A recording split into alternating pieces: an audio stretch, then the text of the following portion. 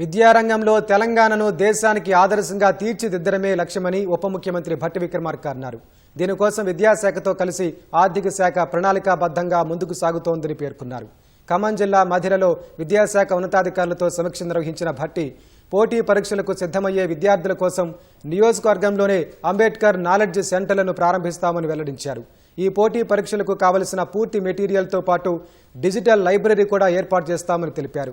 నిష్ణాతులైన అధ్యాపకులచే online coaching ఇప్పించేలా చర్యలు తీసుకుంటామని పేర్కొన్నారు.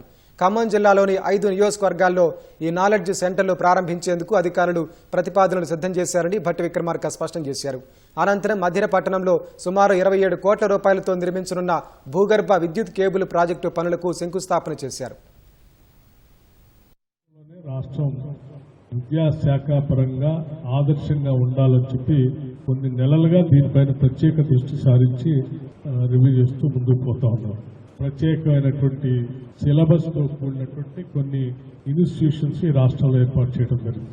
ప్రధానంగా young India integrated residential schools కానీ, అడ్వాన్స్ టెక్నాలజీ సెంటర్స్గా అప్గ్రేడ్ చేయడం కానీ, లేకపోతే పాలిటెక్నిక్ కళాశాలకు సంబంధించి వాటికి అడ్వాన్స్ సెంటర్స్గా, పాలిటెక్నిక్ కాలేజ్, ఇంజనీరింగ్ కాలేజ్గా కూడా ఈ రాష్ట్రంలో అప్గ్రేడ్ చేయడం కానీ, మార్పులకు అనుగుణంగా ఉద్యోగ అవకాశాలు కల్పించేటువంటి విద్యను అందించే కార్యక్రమంలో భాగంగా దృష్టి పెట్టి ముందుకు పోతా ఉన్నాం.